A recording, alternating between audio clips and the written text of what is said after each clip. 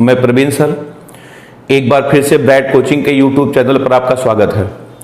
जैसा कि हम लोग जानते हैं, हम लोग क्लास 12th फिजिक्स की पहली यूनिट स्थिर विद्युत की इलेक्ट्रोस्टैटिक्स का दूसरा अध्याय वैद्युत क्षेत्र हम लोग पढ़ रहे थे, ठीक है, जिसमें हम लोग 18 लेक्चर तक काम कर चुके थे। और इसके पिछले लेक्चर में हमने आपको पढ़ाया था वैद्युत द्विध्रुव, याद होगा आपको, जहां पर हमने लेक्चर खत्म किया था। वैद्युत द्विध्रुव हमने आपको बताया था, वैद्युत द्विध्रुव में हमने बताया था कि जब दो बराबर तथा विपरीत आवेश एक दूसरे से बहुत अल्प दूरी पर रखे हों तो इस प्रकार के बने निकाय को वैद्युत द्विध्रुव कहते हैं। और छोटी छोटी 3-4 बातें हमने आपको बताई थी कि दोनों आवेशों के बीच की दूरी को 2l से लिखते हैं वगैरह वगैरह। चलिए अब हम उसी के आगे कार्यक्रम आगे बढ़ाते हैं, ठीक है। अब अगली हेडिंग है आपकी वैद्युत द्विध्रुव आघूर्ण।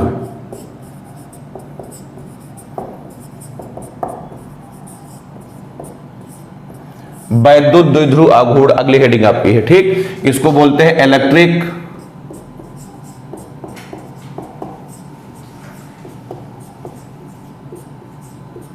डाइपोल मूवमेंट, ठीक। चलिए अब बात करते हैं, अगली हेडिंग है वैद्युत द्विध्रुव आघूर्ण। इसकी अंग्रेजी आपकी है इलेक्ट्रिक डाइपोल मूवमेंट। अब आप इसको आराम समझिए, इसके बारे में छोटी छोटी 6 या 7 बातें आपको हम बताएंगे, इसकी कहानी हमेशा के लिए खत्म हो जाएगी। चलिए देखें, पॉइंट वाइज काम करते हैं, ठीक है। क्या है अभी आपको खुद समझ में आ जाएगा। देखें, सबसे पहला पॉइंट हम लिख रहे हैं कि वैद्युत द्विध्रुव आघूर्ण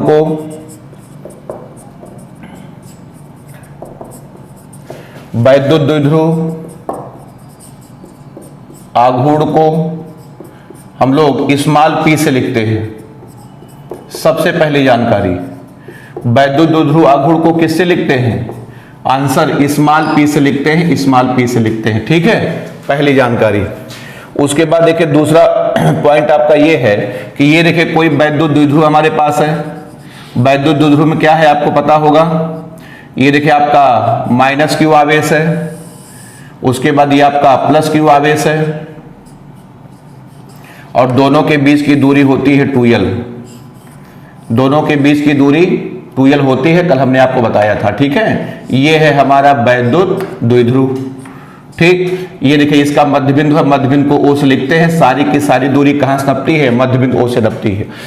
तो देखिए सबसे पहला पॉइंट है वैद्युत द्विध्रुव आघूर्ण को हम लोग P से लिखते हैं। और P बराबर क्या होता है, सुनिएगा ध्यान से। P बराबर आपका होता है Q गुणे 2l। P बराबर होता है Q गुणे 2l।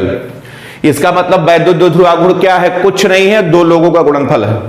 वैद्युत द्विध्रुव आघूर्ण कुछ नहीं है, दो लोगों का गुणनफल है। किसका किसका? एक आवेश का और एक दोनों आवेशों के बीच की दूरी का, बस। अब आप यहीं से परिभाषा बना डालो कि उनके और उनके गुणनफल को हम लोग कहते हैं वैद्युत द्विध्रुव आघूर्ण। अब आप परिभाषा बनाइए कि किसी वैद्युत द्विध्रुव के आवेश के परिमाण, ये क्या चीज है? ये आवेश का परिमाण है। किसी वैद्युत द्विध्रुव के आवेश के परिमाण तथा दोनों आवेशों के बीच की दूरी के गुणनफल को उस वैद्युत द्विध्रुव का क्या कहते हैं? वैद्युत द्विध्रुव आघूर्ण कहते हैं। बताओ समझ में बात आई कि नहीं आई? जैसे हम आपसे पूछे क्षेत्रफल क्या है, क्षेत्रफल, तो क्षेत्रफल बराबर आपका होता है लंबाई गुणे चौड़ाई। तो क्षेत्रफल क्या है? क्षेत्रफल दो लोगों का गुणनफल है। किसका किसका? लंबाई और चौड़ाई का। संवेग क्या है?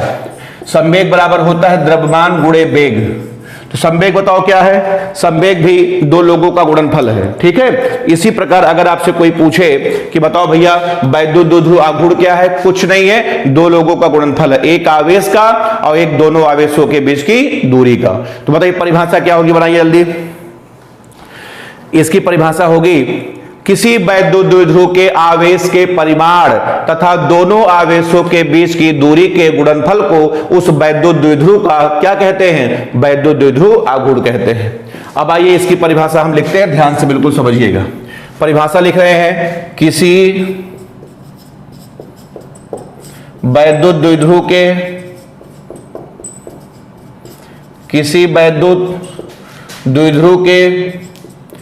आवेश के परिमाण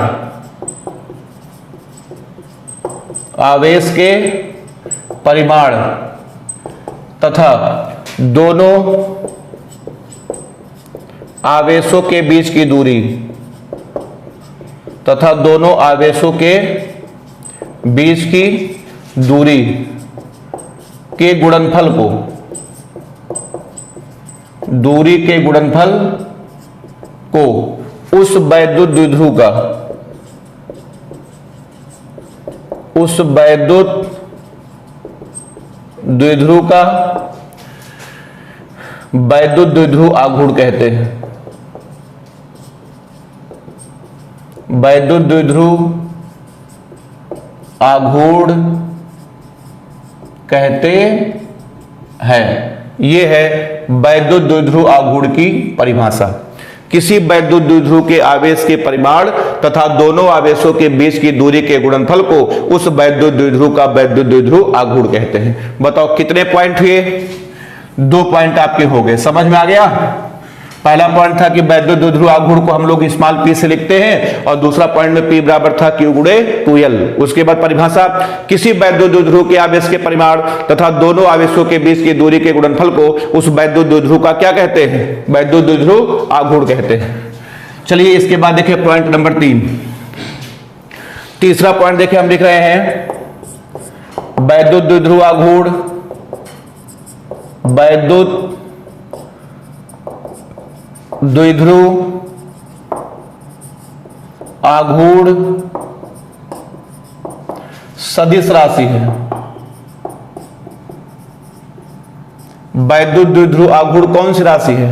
सदिश राशि है। सदिश राशि है। अब सदिश राशि है तो इसमें दिशा होगी। अगर वैद्युत द्विध्रुव आघूर्ण सदिश राशि है तो इसमें क्या होगी? इसमें दिशा होगी, दिशा। ठीक है। अब हम कह सकते हैं इसकी दिशा, इसकी दिशा -q से +q की ओर होती है। -q से +q की ओर होती है। तो वैद्युत द्विध्रुव आघूर्ण सदिश राशि से इसकी दिशा होती है -q से, कहां? -q से +q की ओर होती है। अब डायग्राम में आपको हम दिखाते हैं, ये देखिए ध्यान से। ये देखिए आपका -q है, ये आपका +q है, और दोनों आवेशों के बीच की दूरी कितनी होती है? 2l होती है, 2l। ठीक। तो वैद्युत द्विध्रुव आघूर्ण सदिश राशि इसकी दिशा होती है -q से, कहां? +q की ओर। ये देखिए ये -q है, ये आपका +q है। ये है आपकी दिशा। ये डायग्राम में सब लोग ध्यान से देखें, ये है दिशा, ये है आपका ये वैद्युत द्विध्रुव आघूर्ण P। तो दिशा होती है, बताओ -q से, कहां? +q की। अब इसको वेक्टर रूप में कैसे लिखेंगे?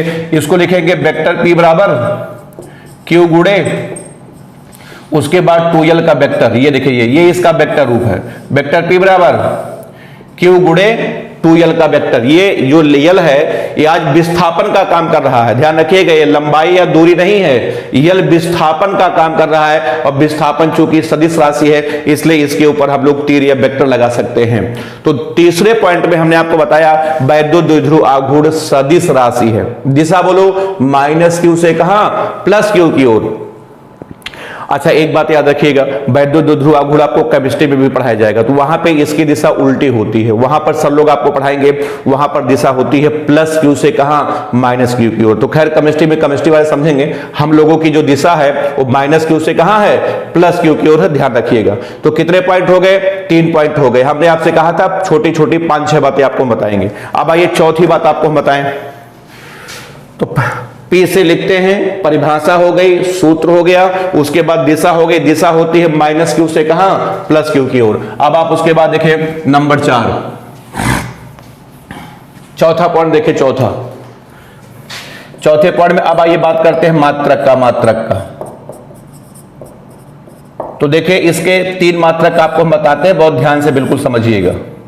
ठीक है। देखिए 3 मात्रक आपको हम बताएंगे। आइए सबसे पहला मात्रक देखिए, P बराबर आपका होता है q गुणे 2l। आवेश का मात्रक होता है कूलाम और लंबाई का मात्रक होता है मीटर। तो पहला मात्रक आपका आ जाएगा कूलाम, ये देखिए कूलाम, उसके बाद इंटू मीटर। पहला मात्रक क्या हो गया? Coulomb meter. या इसको अगर सिंपल में लिखेंगे, शॉर्टकट में लिखेंगे तो बड़ा सी, उसके बाद ये देखिए डॉट लगाइए, यम लगाइए, यम। छोटा सी मत लिख देना, ये छोटा सी यम मत लिख देना, सेंटीमीटर हो जाएगा। हम आपको पढ़ा चुके हैं 11th में बीमा वाले चैप्टर हमने बताया था कि जितने भी मात्रक वैज्ञानिक के नाम से शुरू होते हैं सबका पहला अक्षर छोटे से लिखा जाता है, लेकिन अगर उसका प्रतीक लिखना हो, सिंबल लिखना हो, तो प्रतीक हमेशा बड़े से। तो बड़ा सी लिखिएगा, उसके बाद हल्का सा डॉट लगाइएगा, उसके बाद छोटा यम, ये है कूलाम मीटर। ठीक है, अगर आप छोटा सी लिख दोगे ना तो लोग उसको सेंटीमीटर समझ लेंगे। ये आपका पहला मात्रक था। ठीक है, ये मात्रक आपका यमकेश पद्धति में है। किस पद्धति में है? ये मात्रक आपका यमकेश में है। समझ में आया? चलिए अगला बताते हैं। देखें, हमने आपको बताया था, अगला मात्रक आपको बताते हैं। ईएसयू का नाम सुना होगा, आवेश का अगला मात्रक होता है ईएसयू। याद आया? ये देखिए, ये अगला मात्रक है ईएसयू। ईएसयू सेंटीमीटर, ये आपका सीजीएस में है। ये किस में है? ये आपका सीजीएस पद्धति में है, क्योंकि आवेश का मात्रक सीजीएस पद्धति में क्या होता था पढ़ा चुका हूं मैं लेक्चर नंबर 1 में, पहले लेक्चर में बताया था। आवेश का सीजीएस पद्धति में मात्रक होता है ईएसयू, या इसको बोलते हैं फ्रैंकलिन, और मीटर का सेंटीमीटर हो गया। और एक मात्रक और होता है डिबाई, DEBYE, डिबाई। डिबाई का प्रतीक होता है कैपिटल डी। ये डिबाई जो है किसी भी पद्धति में नहीं है, ना यमकेश में है ना सीजीएस में। मात्रकों के बारे में देखो भाई, दो बातें होती हैं, या तो मात्रक किसी पद्धति में होंगे या तो मात्रक किसी पद्धति में नहीं होंगे। फिजिक्स में ऐसे बहुत सारे मात्रक हैं जिनको हम लोग अपनी आवश्यकता अनुसार काम निकालने के लिए बना लेते हैं। जिनको हम लोग बनाते हैं वो लोग किसी पद्धति में नहीं होते। जो डिबाई है, डिबाई किसी भी पद्धति नहीं है। केमिस्ट्री में, जब भी केमिस्ट्री में आप वैद्युत द्विध्रुव आघूर्ण पढ़ेंगे, सर लोग आपको पढ़ाएंगे, तो वहां आप देखेंगे इसको डिबाई में ही नापेंगे। ठीक है, अब चूंकि हमें हर काम किस पद्धति में करना है? यमकेश में करना है। अब आपको बदलने का फॉर्मूला बताएंगे। तो देखिए पहला फॉर्मूला है, देखिए पहला फॉर्मूला है 1 ईएसयू बराबर, पहला फॉर्मूला है 1 ईएसयू सेंटीमीटर बराबर। ठीक है, अब कितना होता है हमें खुद नहीं पता, हम खुद भूल गए हैं, लेकिन हम आपको निकाल करके दिखाते हैं कैसे आता है, सीख ले। मान लिया कभी भूल गया, तब जब चाहे तब निकाल सकते हैं, ध्यान दीजिएगा। देखिए मैंने आपको बताया था, इधर देखिए 1 ईएसयू, उसके बाद सेंटीमीटर बराबर। 1 ईएसयू में आपका होता है जानते हैं कितना? 3 गुणे 10 की पावर, 1 ईएसयू बराबर आपका होता है 1 बटे 3 गुणे 10 की पावर 9 कूलाम। बताओ सबको याद आया? 1 ईएसयू में कितने कूलाम? 1 बटा 3 गुणे 10 की पावर 9 कूलाम। और उसके बाद सेंटीमीटर में आपका होता है 10 की पावर -2 मीटर। अब आप इसको ऊपर भेजो, तो 1 बटा 3 गुणे 10 की घात, ये आप माइनस होकर के आ जाएगा -11।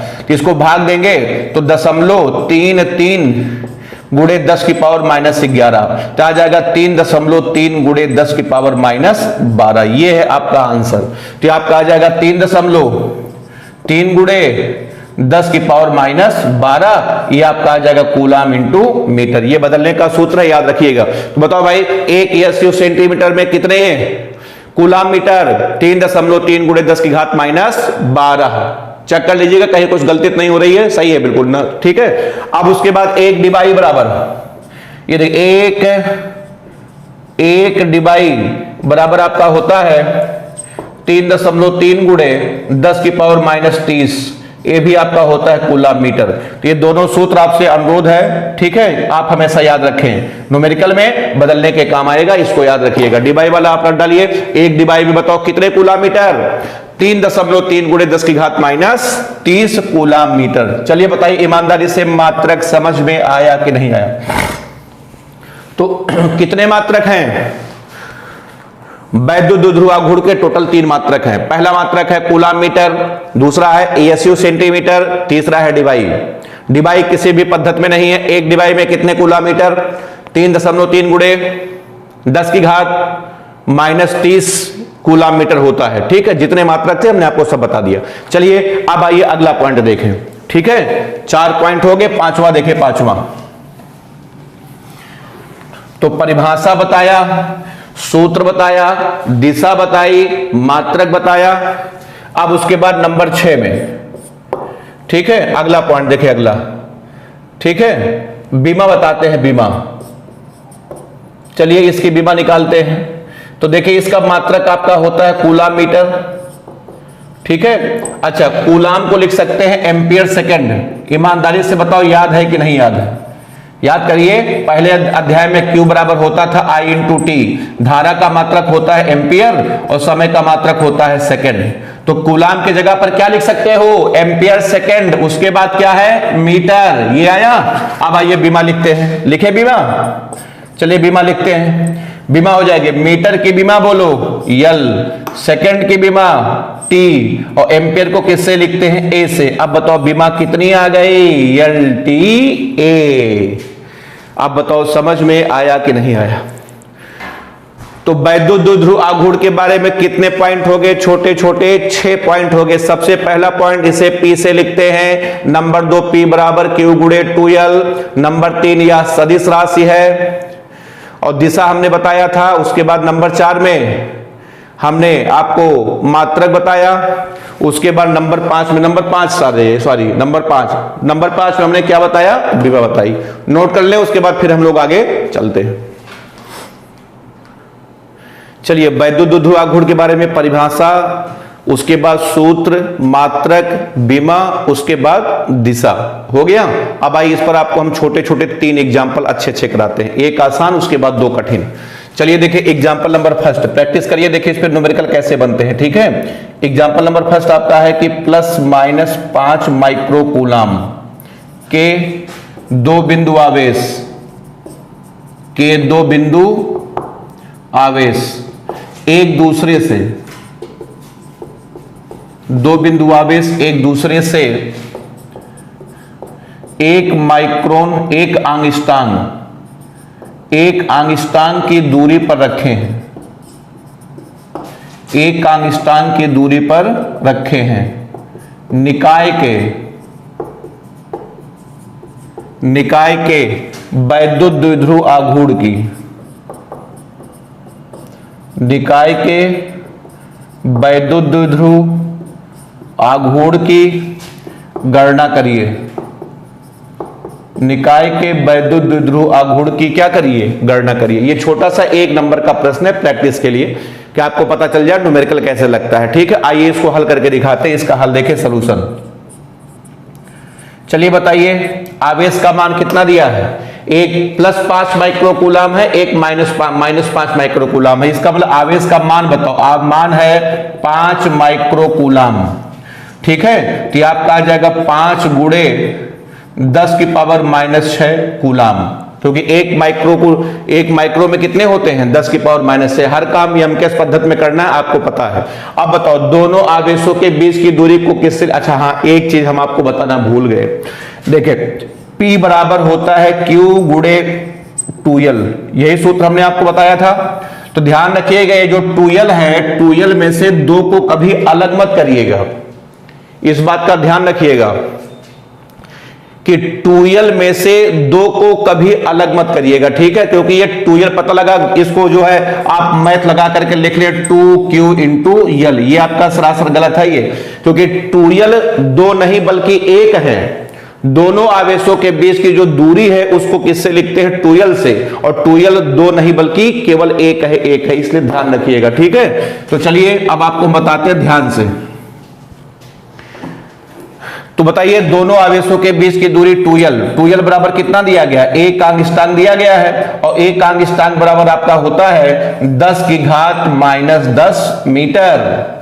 1 आंगस्टांग में कितने मीटर? 10 की घात -10 मीटर। अब बताओ क्या पूछा गया है? P पूछा गया है। P क्या पूछा गया है? P आपका पूछा गया है। अब लगा दो सूत्र, P बराबर होता है Q गुणे कितना? 2L।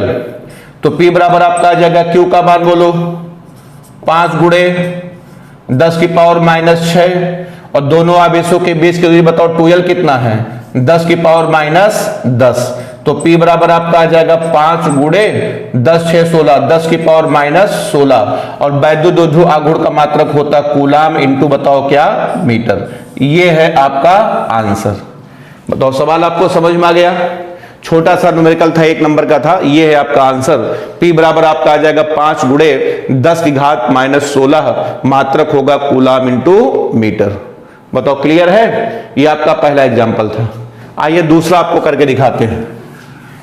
चलिए देखिए दूसरा एग्जाम्पल। दूसरा एग्जाम्पल ये है, एग्जाम्पल नंबर 2, थोड़ा सा कठिन सवाल है। एग्जाम्पल नंबर 2 है, किसी वैद्युत द्विध्रुव को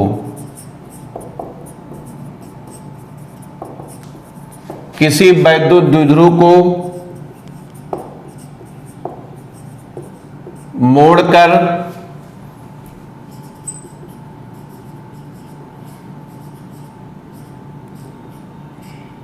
अर्धवृत्त बनाया गया।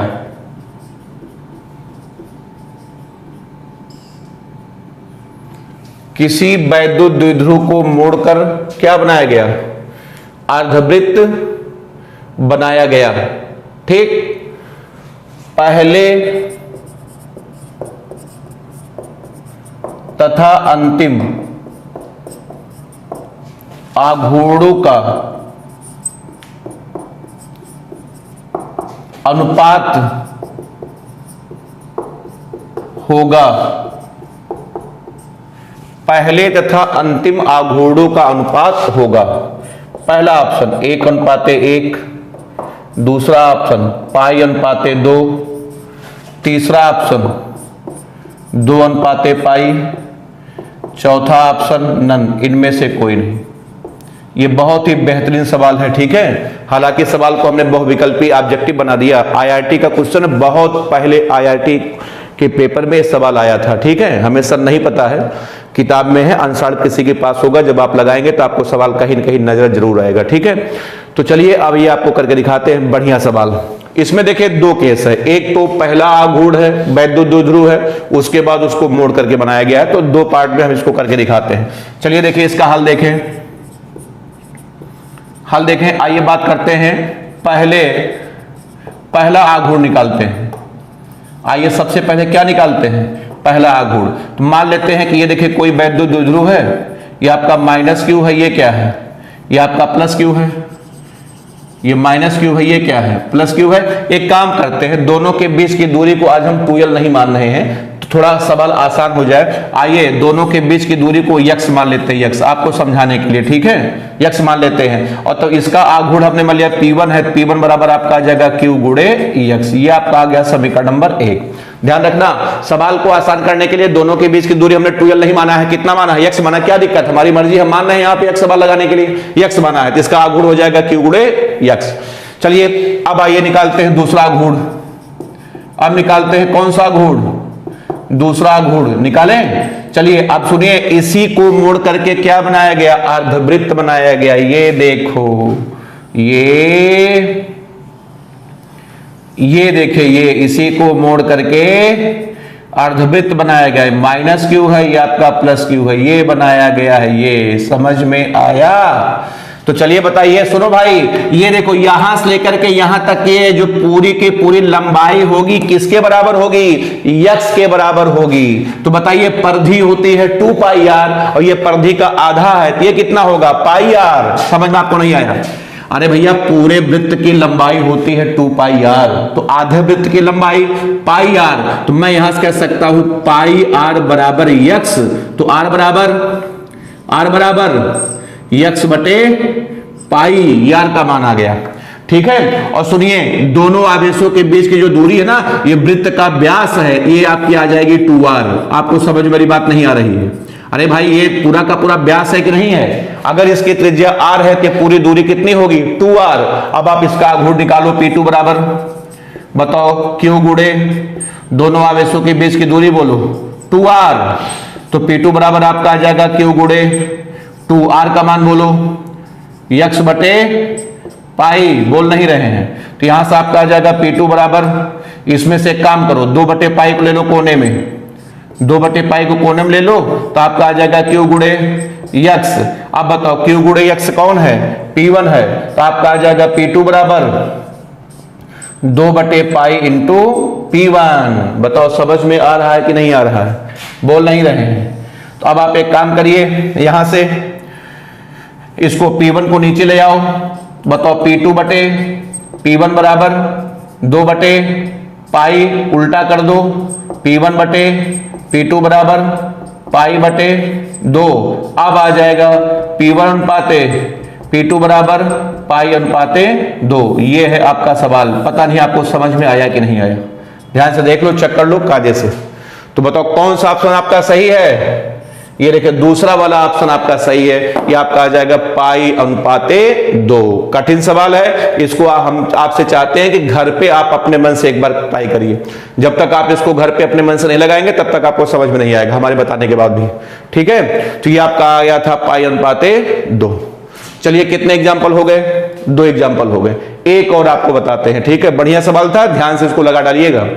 ठीक है, पहला आघूर्ण था, उसके बाद इसको मोड़ करके अर्धवृत्त बनाया गया। कुछ नहीं करना भाई मेरे, ये पूरी लंबाई बताओ जो है यक्स है ना, तो ये लंबाई होती है पाई आर। तो पाई आर बराबर यक्स है, आर का मान निकालो यक्स बटे पाई। और ये दोनों आवेशों के बीच की दूरी कितनी हो जाएगी? 2r हो जाएगी, क्योंकि ये वृत्त का क्या है? व्यास है। तो इसका आघूर्ण हो जाएगा q गुणे 2r, आर का मान रख दो, आंसर आपका आ जाएगा। चलिए अब आइए चलते हैं एग्जाम्पल नंबर 3। तीसरा एग्जाम्पल देखिए।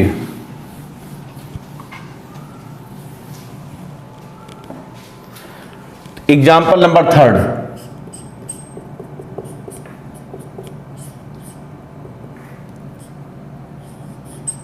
-q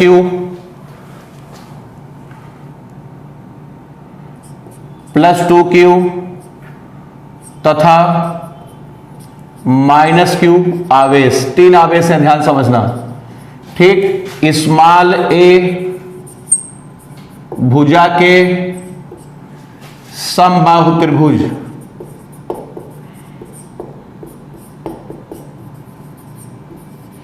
स्मॉल a भुजा के समबाहु त्रिभुज के तीनों शीर्षों पर रखे हैं।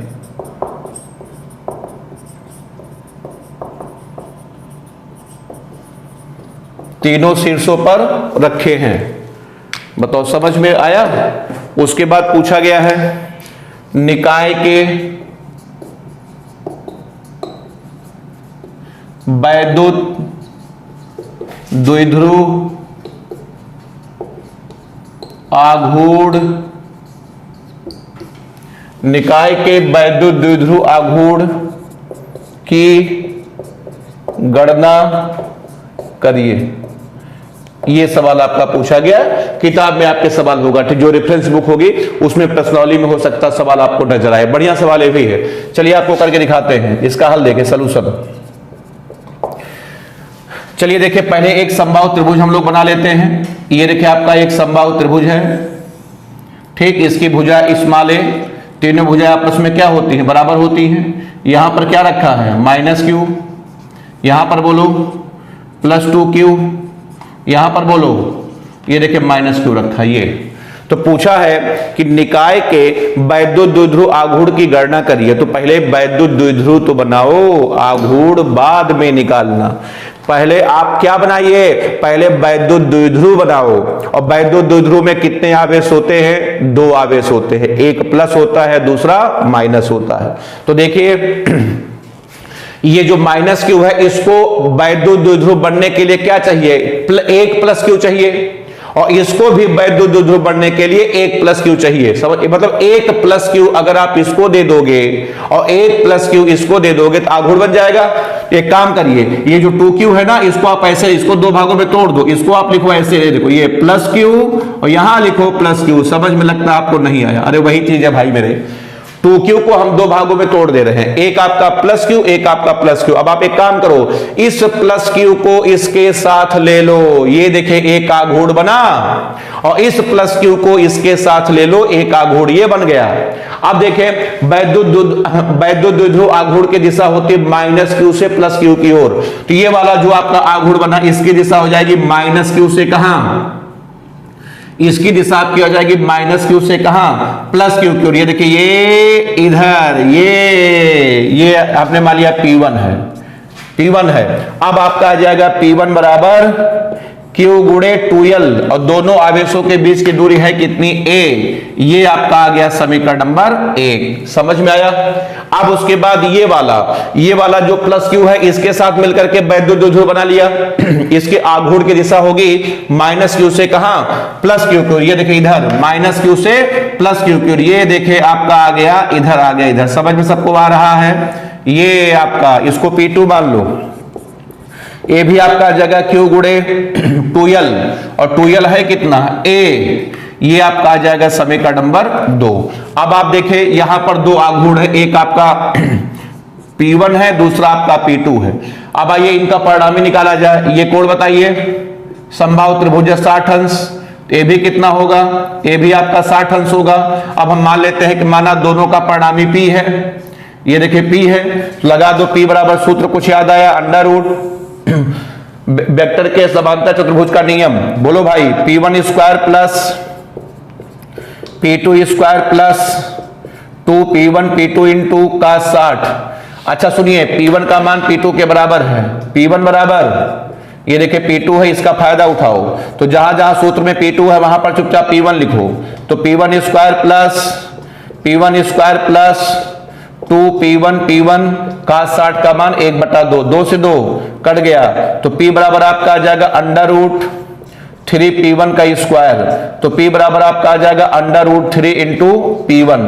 अब बताओ P1 का मान कितना है, Q इंटू ए। तो P बराबर आपका आ जाएगा अंडर रूट 3 उसके बाद Q इंटू ए। यही है आपका आंसर। बताइए, सवाल बताओ टिपिकल था कि नहीं, समझ में सबको आया।